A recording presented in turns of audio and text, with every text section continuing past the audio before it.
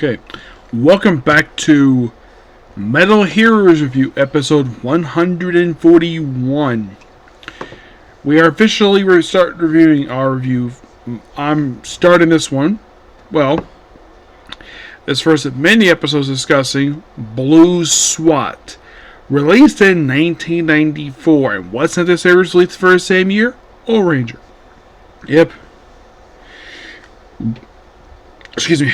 Here discussing the first two episodes of the series. So, basically, also with this one, this is going to be, because once I finish the show, I'll have roughly 5 more Metal Hero series left to go. Yep, 5 more. Now, one interesting little fun fact with this show. Apparently, if there was, according to what I read online, and I've heard one or two people basically mention this in the videos, that apparently this series was actually slated to be adapted for VR Trooper Season 3.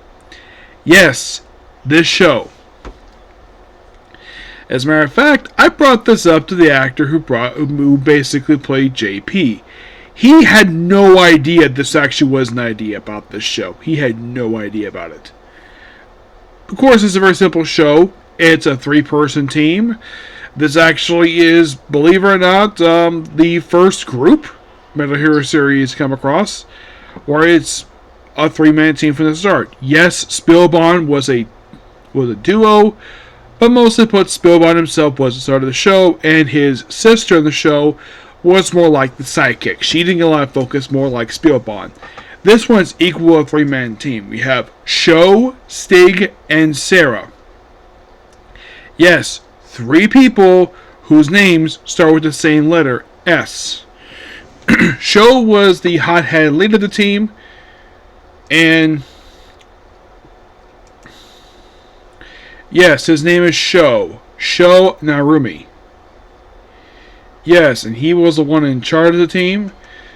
Stig himself in the show would basically, a little bit in both episodes, would, how should I put this? Have this hint of basically where he knows where enemy is. Kind of. It's kind of weird when it comes to him. Sarah is the only girl on the team.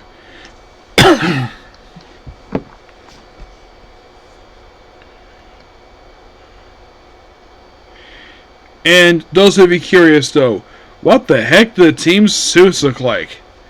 Well, I kid you not, these are the suits.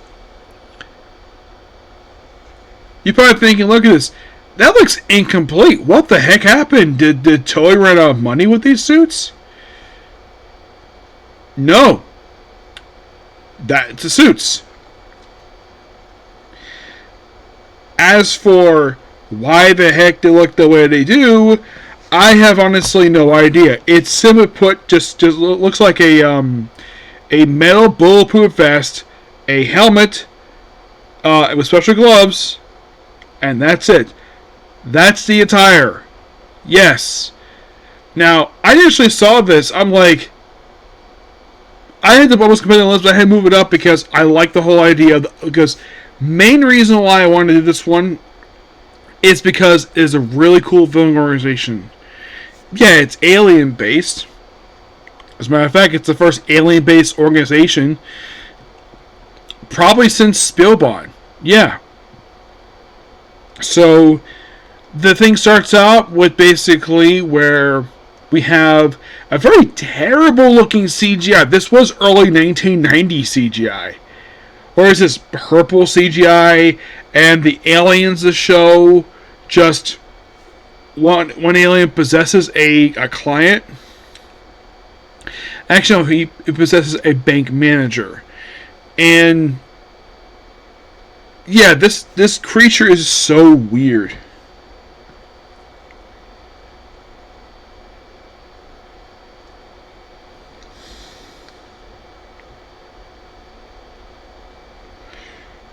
And this was the creature. You're like, what the heck is that? That's the first monster show? Yes, seriously. And by the way, in case you're curious, Is our three heroes armed with like very special weapons? Well, not exactly, no. They're mostly armed with very specialized pistols, known as dictators. Well, we see them battle this thing inside of a bank, and they leave before the police themselves, know about Blue SWAT.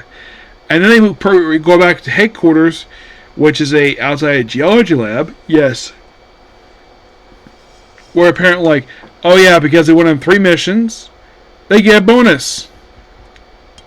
Yeah. And the boss like, yeah, the bonus will be part of your next paycheck. Okay, cool. And apparently we have a whole organization. And then the monster comes back, possesses the boss, kills a lot of the members. And then, of course, they fight the monster. They get out of the place. There's also a guy named CG with a woman, with his basically his boss, which they had her in episode 1 get possessed by the monster for the next episode. And as for the 3 main heroes, they actually had to abandon their headquarters because basically it gets blown up, and eventually it's destroyed. Eventually, this monster is destroyed by using the 3 specialized weapons. Also, they have like a battle van, and they also have 3 motorcycles. Which, okay. And they destroyed the monster. Now, of course, I think it's show. I think he is, where pretty much basically he wants to leave Blue SWAT because he's not making money. So he wants to try for the triathlon. So then, of course, they form about this think tank people coming to town, and Stig has the CG has the contact because he's basically I'm a support of yours. I know exactly who you are. Yeah, apparently he's listening to the communication, so he knows what's going on. He knows about the aliens. And of course, his boss tries to kill him because he dare find out about the aliens. And pretty much basically they do. In fact, she does get freed. And of course, he's kind of being the 4th member of the team. And he basically just supports them. He also operates at their van, which is kind of nice, the fact he does that. And of course, they break into this abandoned building, which of course is where the boss, it's a chairwoman is. How she got there so quickly from Think Tank building is not very clear. Did she take a vehicle? Don't know. She's just there. Though she gets unfreed thanks to the alien leaving her body to try to kill, I think it was Stag, I think it was. And they do in fact kill him after a pretty interesting battle, because a lot of it is basically shooting the damn thing with specialized bullets. Not lasers, bullets. And they do in fact defeat the creature, and in the end they started a sort of like a company known as Blue Research as sort of a cover to basically back their operations as Blue SWAT. They hire a secretary who Stag finds her annoying because she's too loud because he's trying to sleep. So CG is named basically their kind of their unofficial 4th member of the team, given the fact he's basically their tech person, which not a bad idea for him to do. Now, the actor who plays CG has technically, I think he has been in Metal Heroes before. I thought he has.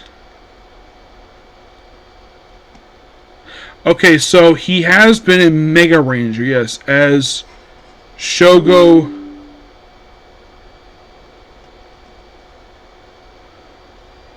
Kawitsky. Yeah. He was a recurring character from Mega Rangers. Came out like a year after this. I mean, appearance-wise, he reminds me a lot of the comedy character from the original series, but he's not there for comedy. He's not chasing girls. But we're only 2 episodes in so far. But he just is there, and they kind of, I guess they decided to get rid of the original headquarters because they probably think, nah, let's basically just have him. And by the way, the organization does not show up in episode 1, not even episode 2. You're thinking, why the heck would it do that for? Yeah, I thought this was kind of weird. We don't have the organization make a debut in the very first episode. I would say that we kind of had that